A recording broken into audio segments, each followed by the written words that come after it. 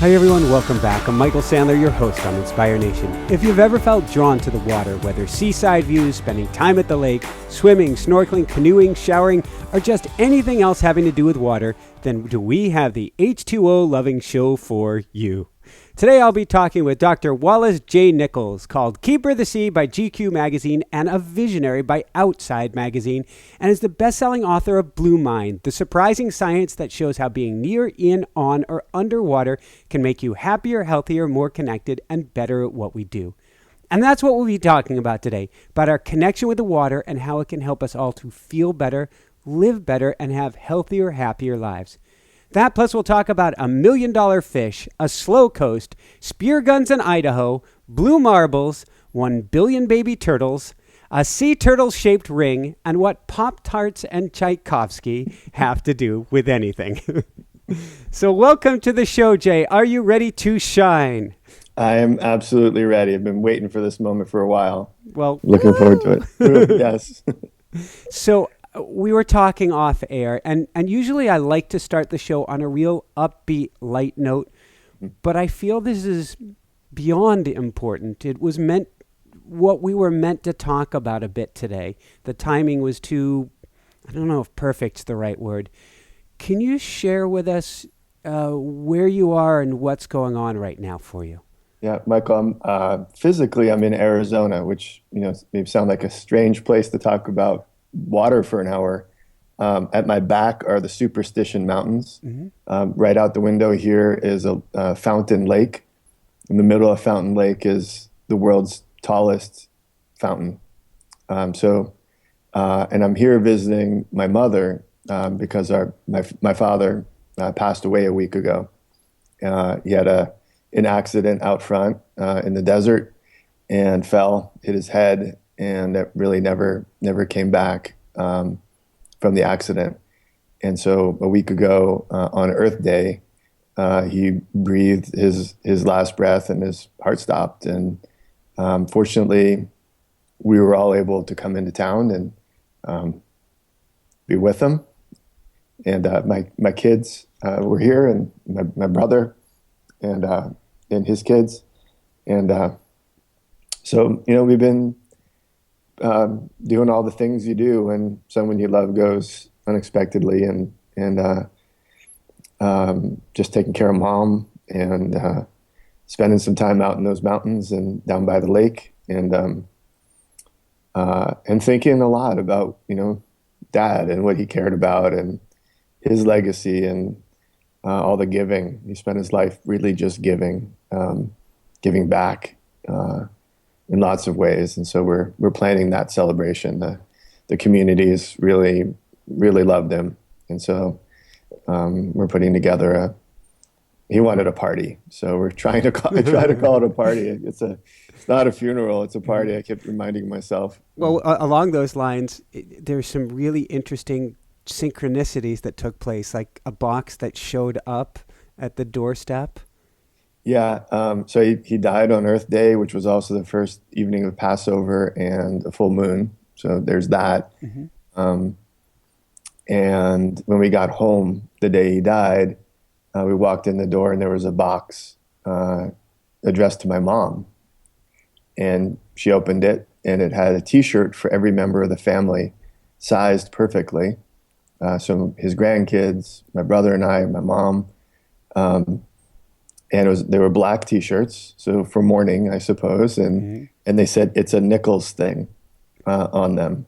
Our last name is Nichols, and so we all put them on the next morning and did a lap around the lake together and did sort of a memorial walk. And some folks from town joined us, and it was almost unbelievable. Except Dad was a very considerate guy in life, and so. It would be expected that he would be considerate in death, I guess. It's almost I don't know if comical is the word, but there is a certainly a cosmic sense of humor in that. Yeah, you knew my dad, I guess. He had that. He was a joker in the best, nicest, kindest way. He used humor to break the ice. and he did it well. In his life as a businessman, I remember he'd come home with these new jokes that he'd use whenever he had to give a speech, and I now know that creates a flood of oxytocin when we laugh together.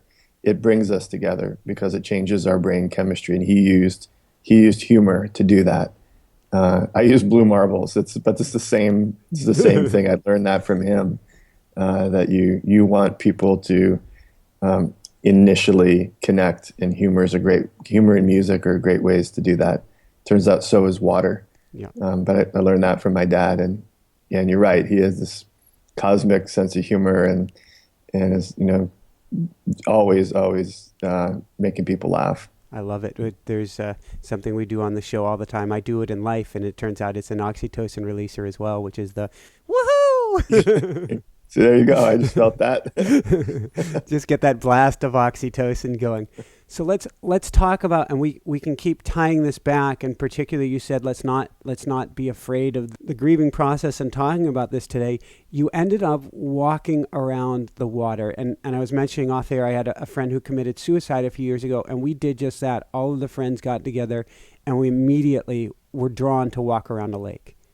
It's an instinctual response. I think in the desert, this is the biggest body of water for miles. This lake right here, Mm-hmm. But even in places that are more water rich, and coastal areas, people go to the edge of the water for special occasions, for important moments, to tell each other that they love each other. To make big proposals, to have important conversations, and it turns out we do that to remember those we've lost, to say goodbye, from end to end, from baptism to death. We come into a water world out of water. Our mothers are, the carriers of our first waters. Mm-hmm. You can go on, and I'm happy to.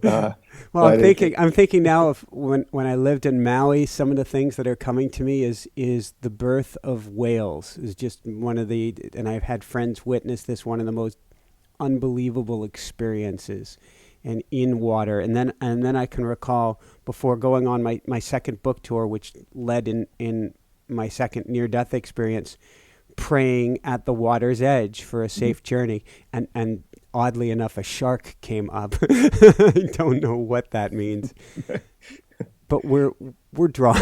That might have been a sign. How'd the journey go?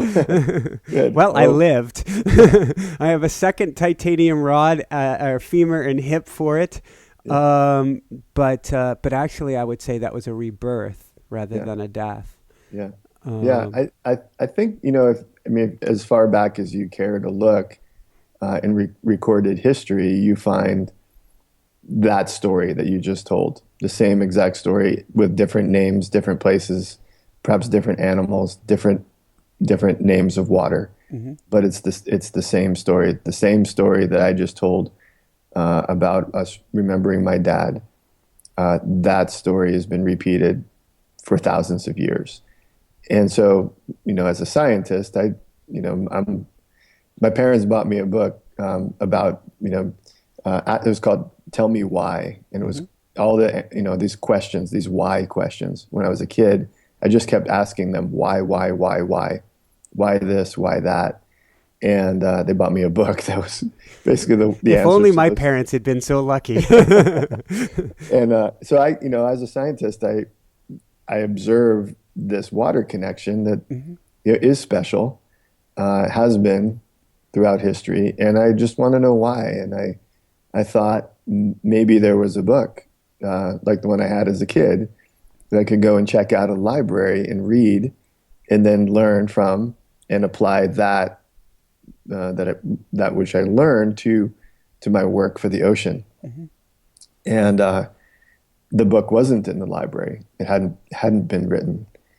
So I thought maybe it was out of print, maybe it was published in German, or Japanese. I don't know. I just kept searching for it because I figured that book had to be there. The science of why we connect with water this way, but it wasn't there. and I tried to convince some other people to write it.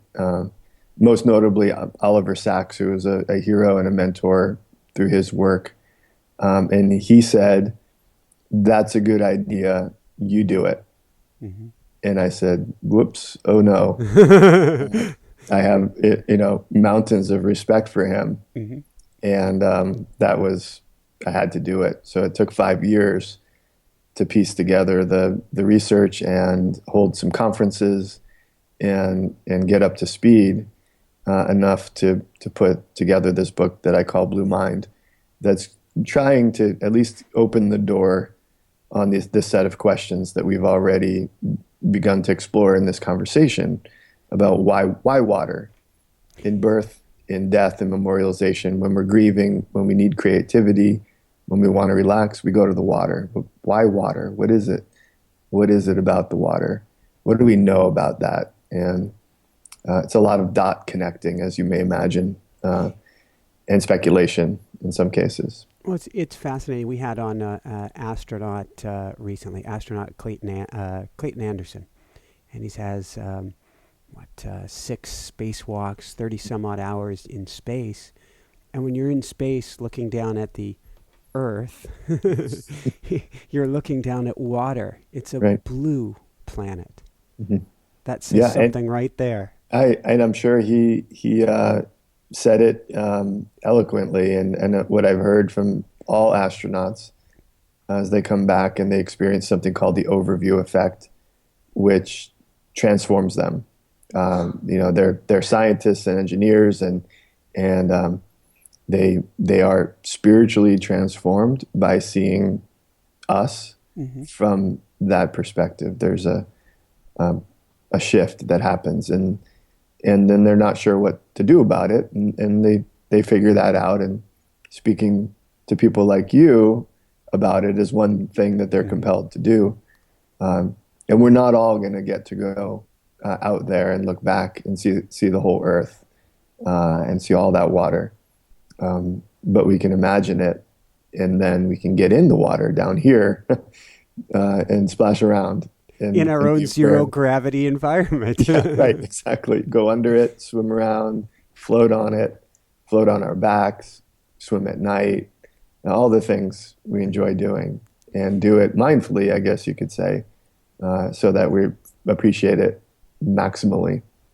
It's something ever since I was a kid, I've always been, we're all drawn to water on some level. For myself, I was a water baby. I knew how to swim literally before I could walk. And every time I see a body of water, no matter the season, I want to, if not swim in it, at least get in it. Yeah.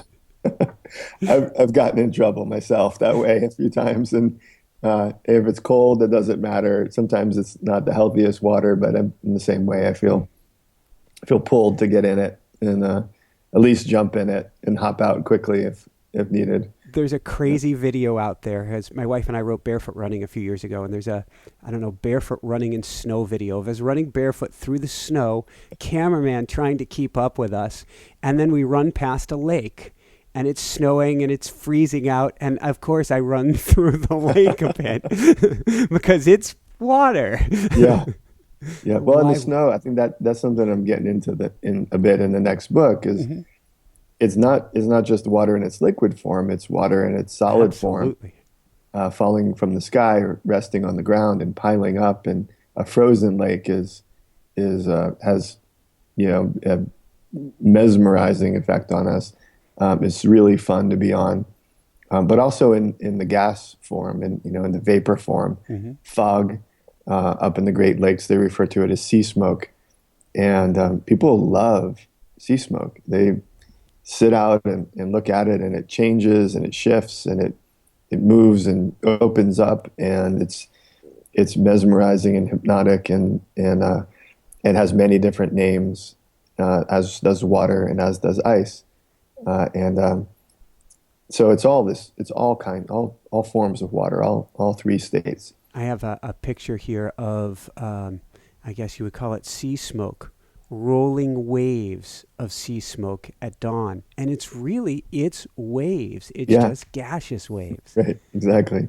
Yeah. So the the next book I'm working on is called Deeper, and it opens up to the broader concept of water in all three forms, and that kind of comes out of these conversations I've had with people. They say, well, I'm not really an ocean person. I'm more of a mountain person. And when I'm in the mountains, I love the snow. I love the frozen lakes. And I realize that that's water too. It's just a different state of water. And that I'd like to be inclusive of everyone. I like that. Are you a mountain person or an ocean person? Well, I'm a water person, so I like them both. Yeah, exactly. Can we go from there and let's talk about a few fun things, and we're going to circle back around and all over the place. Sea turtles. Yes. One of my all-time favorite flying creatures. You mean my mug? The design on my mug is a turtle, but I can't explain it exactly, but it's sort of like falling in love with water. As a kid, I just love turtles. I can't quite put my finger on why, but thinking about them when they weren't around made me really happy. I liked the shape, something about their demeanor. And the more I learned, the more I liked them. And we used to catch them in the Chesapeake Bay as a kid and paint numbers on their shells and put them back in the bay. And occasionally we'd get our hands on them again, and they'd either have a number or not. And then we'd do simple algebra to try to figure out how many of these snapping turtles were in the Chesapeake Bay. Really, really not a well-designed study, but it was not, we were just playing. And I love math. What did the turtles think? And then I realized that I could take that fascination and turn it into an academic career and then a real world career. Not that academia is not the real world, but you know what I mean. And so I did that, and have really met a lot of people and met a lot of turtles all over the world, and been involved in bringing some sea turtle populations back from the brink of extinction. And it's not, I guess, not too early to say we've had some success. There's a lot of work to do to help turtles in the ocean, but I've been fortunate to work with a great group of people, and we've had some success. Can you tell us about the project down in Mexico where you befriended I don't know if we call them hunters, but the fishermen of the turtles, the locals? When I started studying sea turtles in Mexico, realized that the main threat was the black market for turtle meat. And that it was culturally embedded, and there was a strong tradition of hunting and eating turtles. It was illegal. There were laws protecting the turtles, but those laws weren't enforced.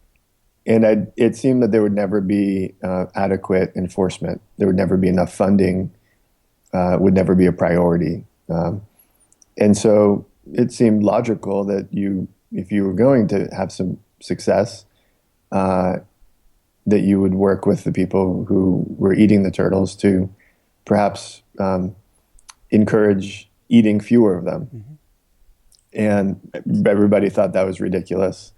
I was told it was career suicide to work with turtle hunters, because I should just stick to the science and not venture in that direction, and that it may be dangerous as well.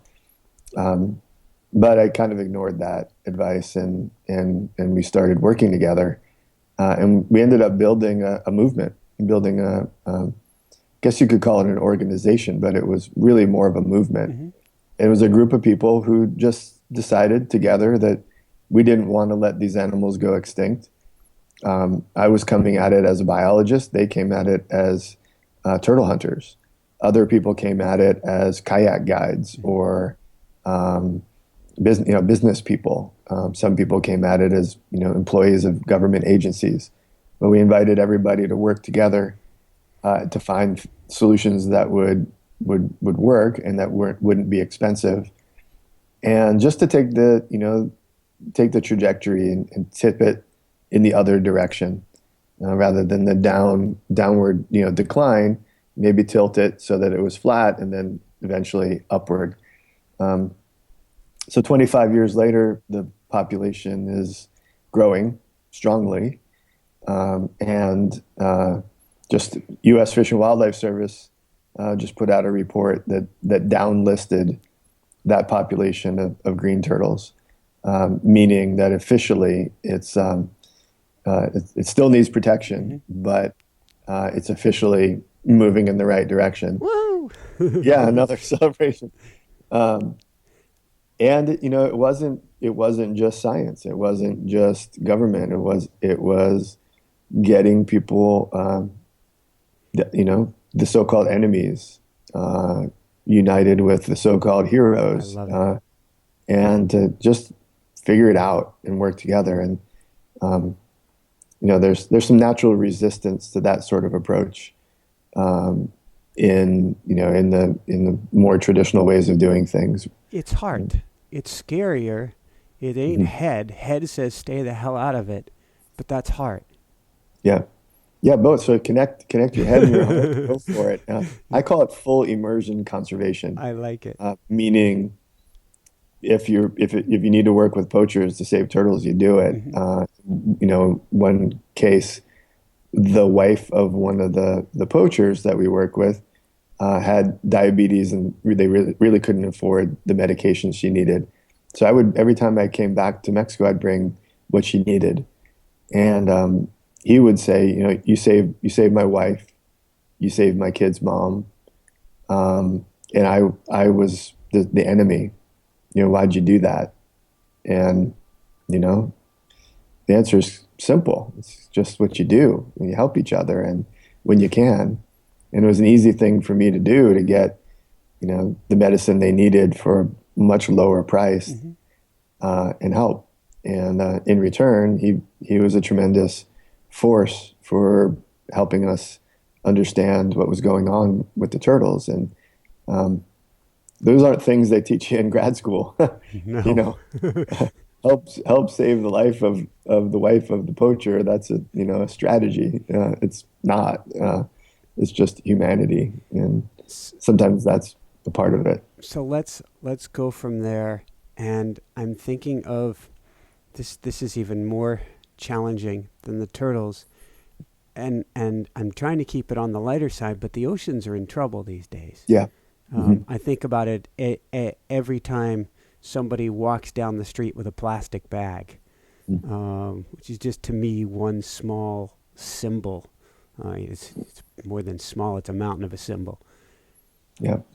What do we do today, individually, collectively, to, well, as a scientist, how serious are things? It's you can't overemphasize how serious our environmental crisis is, and within that, the threats facing the ocean. It's as serious as it's ever been. Hmm. Uh, it's hard to say. Things can kind of spiral into a negative feedback loop, and as I've seen with sea turtles, it can go the other way. Um, you can get these positive feedback loops. All over the world, you've got a mix of that.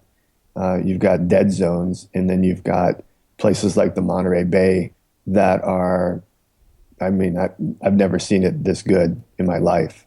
Um, and it's taken a lot of effort and protection and research and love to accomplish that. My Um, Facebook picture is me meditating in front of Monterey Bay. there you go. It's a bay full of life, Mhm. and it hasn't always been that way. This past century. Um, And so I'm not all about the gloom and doom. Mhm. Let's present the reality. We've got some big, big problems that are very real. Don't let anybody convince you that they're somehow made up, or, scientists trying to have job security so they make up disasters. Not true. Um, we've got a big mess out there, and we've got some hope spots, as Sylvia Earle refers to them. Mhm. And I call them hopescapes because they're bigger than spots. They're, in some cases, vast. So that as a background, I don't know what to do. I really don't know what is going to going to fix these things. I think each of us knows best what we can do. And I really shy. I was just asked via email by a student this morning, what can I do to help the oceans? What one thing? And that was my answer. I said, I don't know. And I would not even begin to tell you what to do. You know what to do. And the thing that comes to your mind has the highest likelihood of turning into an action or a behavior change. Way, way higher chance than me telling you what to do. And so, we have maybe a natural resistance to being told what to do. And so I ask people, what do you think? Like, This wherever is you beyond are. buy-in. I like it. Yeah, Shrewd. yeah. So you're in Arizona, you love the ocean. You're in Colorado, you love the ocean. You're next to the ocean and you love the ocean, whatever the case is. What do you think? What do you think you can do? And then I listen, and everybody has had a good answer. And sometimes mind-blowingly good answers. And then the next thing is, wow, how can I help you do that? Because that's a great idea, and you should do that. And I don't, maybe that just works at a small scale, and it's not scalable as, people like to talk about scale these days. But that's the way I've approached it since the beginning, working with turtle hunters in Baja, bringing them together and saying, crap, we don't know what to do here, Yeah. but maybe you guys do. And they did. Turns out they had good ideas. And then we actualized those ideas together. And lo and behold, there are turtles where there weren't going to be turtles. And that's, so that's a really narrow story, but maybe there's something in that is useful to share. And, and not just kind of happy, fuzzy talk, but real, really useful. What's the Blue Marble Project?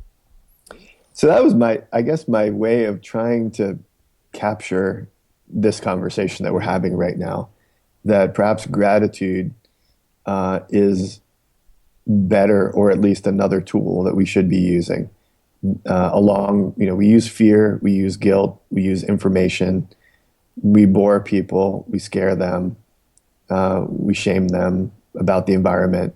It doesn't seem to be working that well. Fear is a big motivator, but it's not sustainable. It's a sprint rather than a long swim. And so, gratitude is really useful. Love is powerful. And so to your, the story earlier about the astronaut, that the transformational perspective, I thought, well, how could we get more people in spaceships? Well, that's tricky and expensive.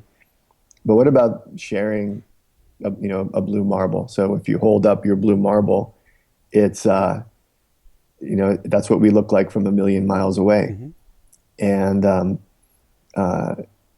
that's a really humbling perspective. And so I started sharing blue marbles every time I talked to people about the ocean, whether it was a kindergarten class or an auditorium, a theater or a university venue, or just somebody sitting next to you on an airplane or a train. Started using the blue marbles just as a token of gratitude to say, hey, thanks for doing what you do. Here's a blue marble. Here's what it stands for, according to NASA. And please pass it on. And now there are 1 million of them that are circulating, and they've gone, to some interesting places, and been on some interesting trips. And the Dalai Lama got one, and Pope got one, and James Cameron and Jane Goodall, and lots of interesting people have had them pass through their hands. And I know that blue marbles aren't, the fix, the silver bullet, but they don't hurt at all. And it's also an ecumenical symbol that I haven't met anybody who found it threatening or off-putting or offensive in any way. And that's really, really hard to do these days. That's a good point. To find anything that's, truly ecumenical. Let's go from there, and let's take a bit of time and talk about the healing powers of water, and Yeah. either from an indigenous perspective, from a scientific perspective, from any that we can get an idea or how to show. So the question that comes to mind is, how can we know that water helps us? How can we connect with it more? Okay. Well, I think that the simple how to is something you mentioned earlier. Whenever you have the chance to get near, in, on, or underwater, Mm-hmm. take it, do it. If you have to break a rule or two, just get in. Keep your goggles and your swim trunks in your bag always, or whatever the tools are that you need to get out there. Just do it. You will not regret it. Just so that's a sort of a simple mandate, I suppose. Mm-hmm. But also when you have writer's block or you're stuck, consider it might be a bath or a shower. It could be a walk by your river or around the pond, or a jump into a pool. Try it. See if it works. If you're feeling, extra stress or just garden variety stress, and you can tell that it's getting in your way, try water, whatever form. It could be a glass of water again. It could be a walk on the beach. It could be meditating by the Monterey Bay. Just try it, and if it works for you, keep doing it. And so there are a number of aspects of our lives that we would like to improve: our happiness, our relaxation, our creativity, our connectedness to each other. And it turns out water can help you with all of those things. And there's some pretty clear reasons why. And the best way to understand that is to consider what I call red mind, Mm-hmm. which is the maybe fearful or distracted or overstimulated or overconnected version of yourself, which is not always bad, but if it's all you've got going on, it's dangerous and not constructive, potentially very destructive. So red mind is useful. Red mind is part of life.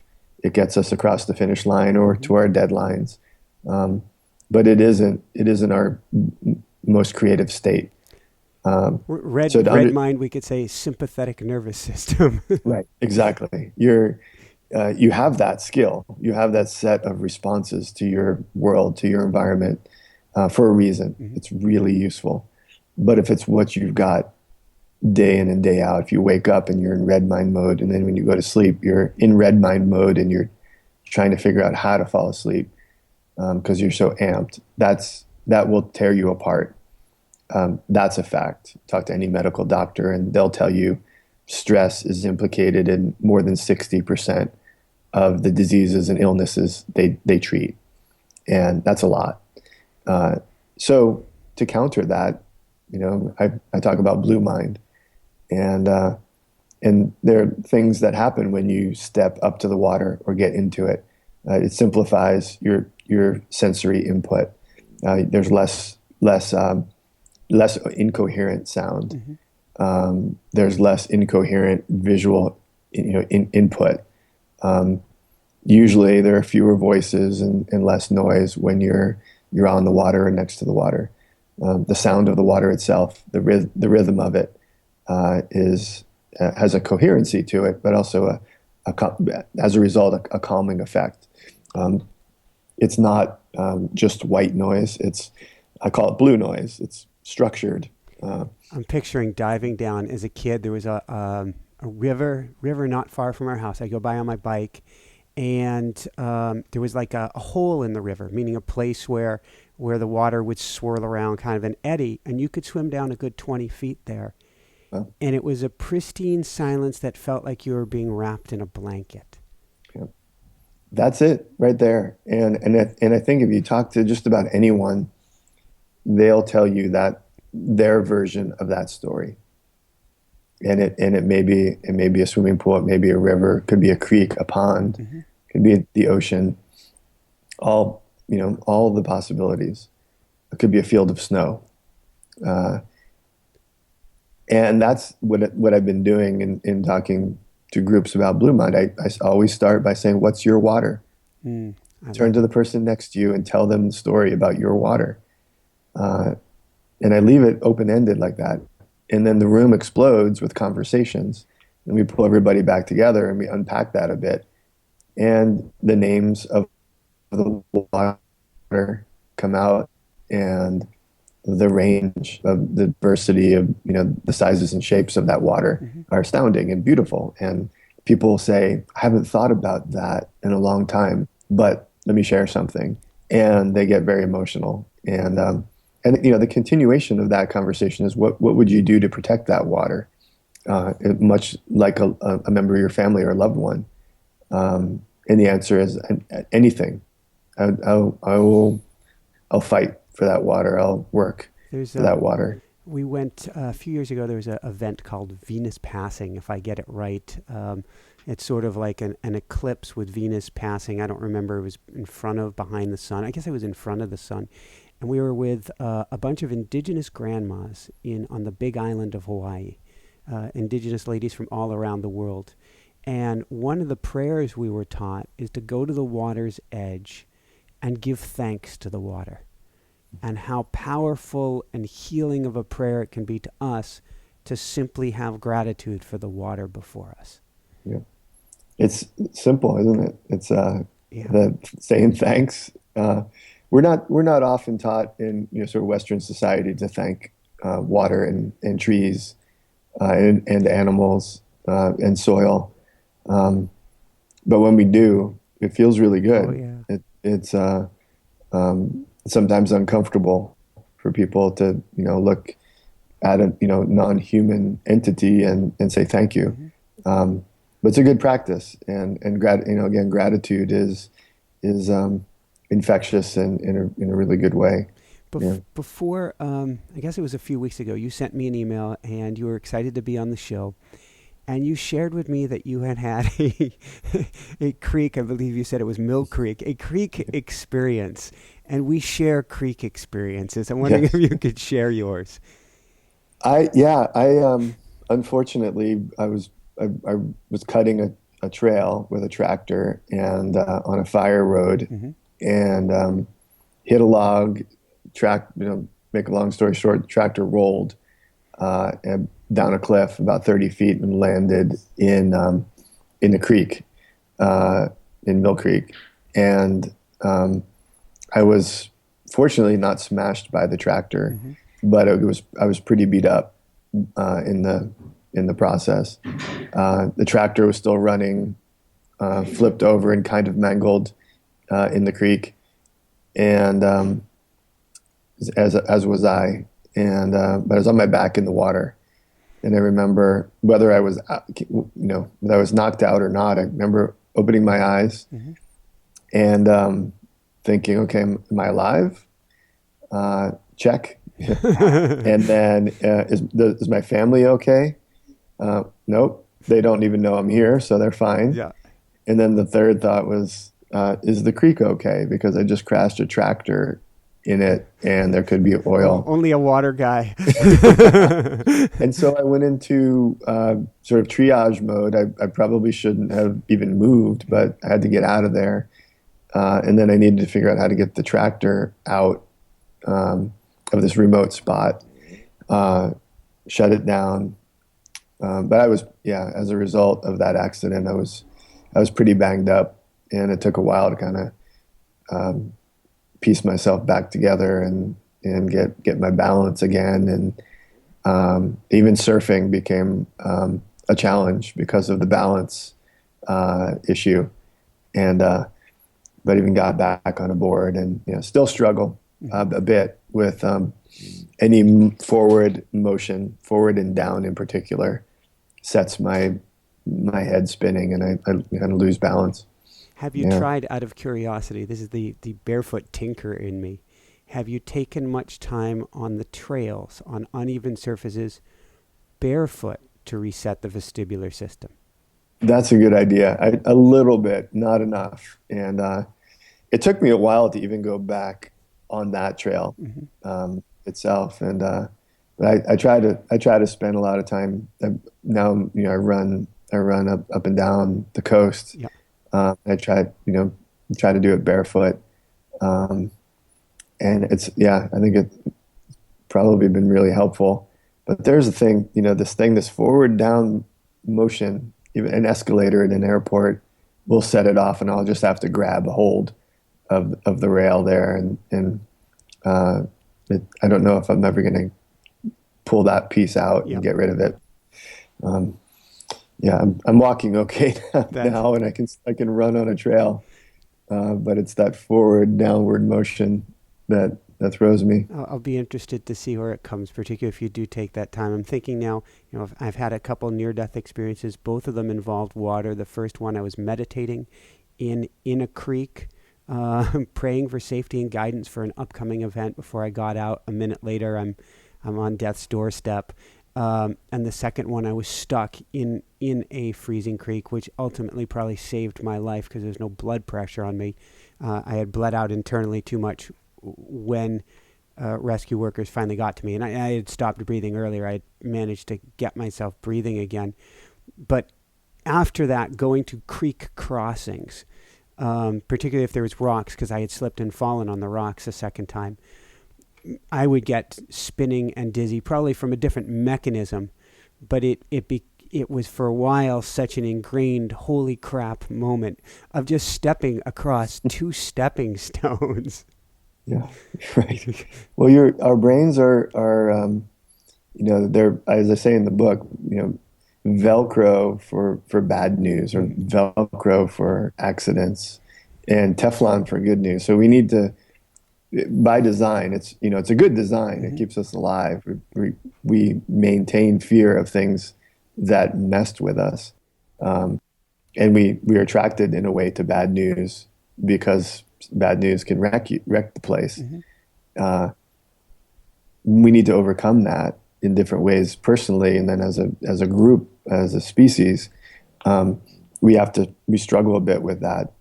I always think of the 5-to-1 ratio. If you give somebody a bit of bad news, you better have 5 pieces of good news. Does that mean praise. if we go, forgive me, if we spend 5 times the time trapped in the desert, or what is it? If we spend time trapped in the desert, we need 5 times that time down by the water? Yeah, for me, yeah. And some people might consider it the reverse. People here who go up to that mountain, and it is their ocean looking out on the Superstition Mountains. It's their peace of mind. It's their green mind, or their version of blue mind. Yeah. I went on that same book tour a few years ago. I was in the desert, I don't know, east of Las Vegas or someplace, and I was blown away. There was a woman selling Native American jewelry off the side of the highway, and clearly a desert tribe, and she had a necklace with a sea turtle on it.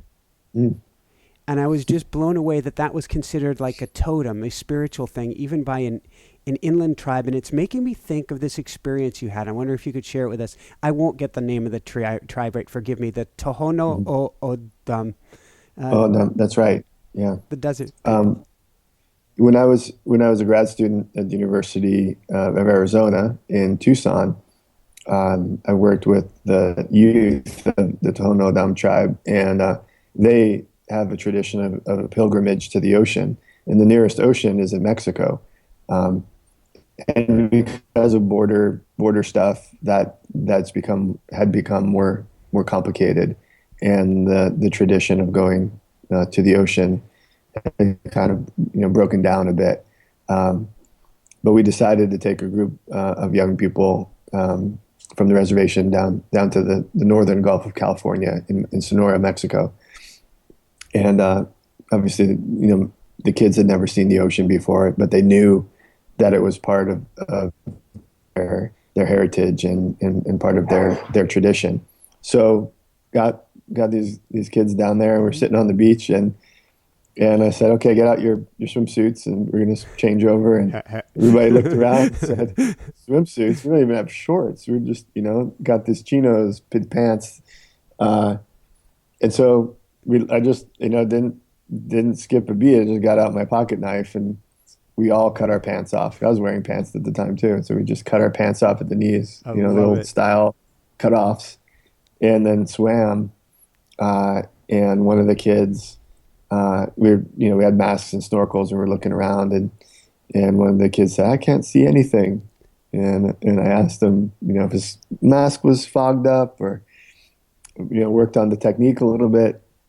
I didn't realize that he had his eyes closed. I didn't realize that he could open his eyes underwater with this mask on. And once we figured that out, he got underwater and then just came up, kind of squealing about how beautiful this place is, and that he loved this world of his. And then he dove back under and didn't see him for the rest of the day. The one other experience I had when I lived in Tucson that I recently was reminded about. I was a young woman from Apache tribe, sort of east of Tucson, northeast, who was terminally ill and had never been to the ocean and wanted to go before she died. And her name was Emily, and her sisters and friends asked if I could help. And so we got my truck and we put the seats down and we created a comfortable bed in the back and got everything set up for the best ride we could put together to get down to the ocean. And at the last minute, we got a call from her doctor who said he was advising against the trip, that she probably wouldn't survive it. And so we postponed or called it off. And she said, "Can you bring the ocean to me?" And I remember that like it was yesterday, because I was very much challenged with how do you do that? The answer is no. The correct answer is no, but I will try. And knowing that this was the ocean that she would experience, the only ocean she would experience. And so I tried and did my best and brought some shells and, a shell to hold up to her ear and some salt water to taste and some sand and some photographs and it was not even close to representing the ocean. And then she passed away. And I recently heard from her sister, who got in touch and said he was going through an old notebook and wanted to know if I was the guy that tried to bring the ocean to her sister in the desert. And I said, yeah, that was really hard. We had a nice conversation about her sister. And so that those two stories together remind me that where we started this conversation, get in the water, get to the water, do what you have to do. Don't make excuses. If there's a fence between you and the water, knock it down. If you don't know how to swim and that's keeping you out of the water, learn to swim. If you need a guide to hold your hand, find one. Just get there and do it and keep doing it. Because if we become more and more disconnected from our water, which we are, because of technology and other fears, when our water goes south and gets despoiled, it is less of a concern to a greater number of people. And if we're getting in it, then it's the reverse. It sounds like it's incredibly important to get our kids in the water. I can't believe this. 2003, 18-month-old, you took a trek all along the water, Oregon to Mexico. Yeah, we took our daughter when she was 1.5, and we walked from Oregon to Mexico. And she doesn't. She was a year old, and so her memories are vague at best. But she has a story about herself that is about that trip, and she loves to pitch tents and break them down, just habitually. And but that's the way she thinks about herself, as that baby who traveled the entire length of the California coast. So, And that's her story. And I think that's part of this conversation, is helping people to have a really powerful answer to that question: what's your water? And And if we don't know the answer, uh, it implies that maybe we haven't gotten in the water enough. Um, and so I think about it as a dad. I think about it as a teacher, Mm-hmm. as a researcher, as an advisor. Um, get in the water, get your kids in the water, get your parents back in the water, as their health begins to fail. Um, it's still often one of the things you can do with them is get them back in the water. Get some And mobile again. yeah, if gravity on land is making their life hard, get in the water. As my dad's health, wasn't great the past few years, Mm-hmm. he could still go in the pool and walk laps and swim and move his arms and exercise. That's just another little reminder. And it doesn't have to be a pool. It could be a lake or a river, and certainly the ocean. Um, Teach kids to swim. Make them water safe. Mm-hmm. Help them fall in love with swimming in a pool. And pools were part of my falling in love with water and becoming a marine biologist. I'm sure of it. So uh, those are the practical things. I think it's easy to forget about.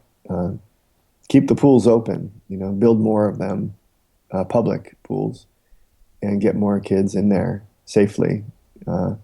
Teach them how to be strong in the water, and it'll serve well. How much are things like, I'm almost thinking turning your computer to a, a live ocean cam, but seeing the ocean, having paintings of the ocean, things of that blue mind, of surrounding yourself with that. How much of that makes a difference? I think it's all good. I'm screensaver of the ocean. Have it switching up every once in a while so you don't get bored of it. Mm-hmm. Um, your favorite ocean painting on the wall, even a fountain in the corner with a little water sound, or an app that creates wave sounds that may help you sleep. It's all good. Um, I just think as long as it's not a substitute for the real thing, Mm-hmm. as long as it's a reminder and a nudge to get back to the real thing, to get you back outside. Um, Virtual oceans are very cool. VR technology, 3D films, epic ocean documentaries, or, stunning stuff, really beautiful. I have friends who are photographers and filmmakers and technologists, and really mind-blowing stuff. But it needs to be connected to the real thing. We need to have those be tools that send people running out the door, splashing into the water, rather than just waiting for the next app to explore, more virtual stuff. So I'm not anti-technology. I think it can really be compelling and be a bridge to help people fall in love with their water. But you got to get out there, log out, power down, and then get wet.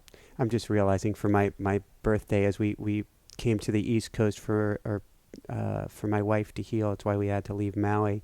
And there are some small lakes around us. We're very, very thankful for it.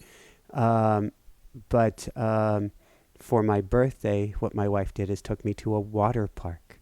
Oh, cool. That's fun. Giant surfing Yeah. pool, giant waves coming through. It was water.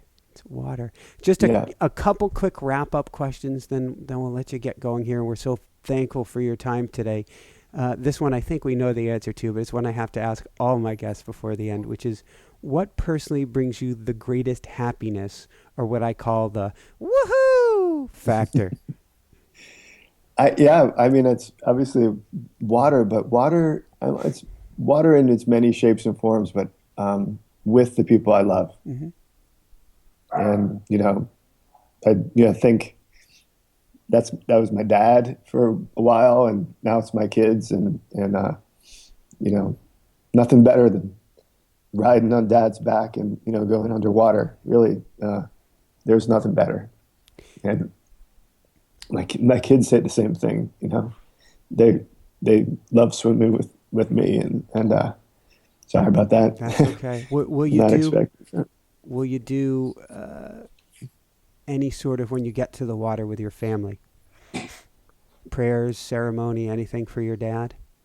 Yeah, that's coming up. I mean, that the first response to his death was a walk around the water, and we took some time there, and we'll get his remains shortly, and my plans to take some of them to the water and get them back in there, Mm-hmm. and one last time, and I guess feed some fish. Yeah, Very yeah. good.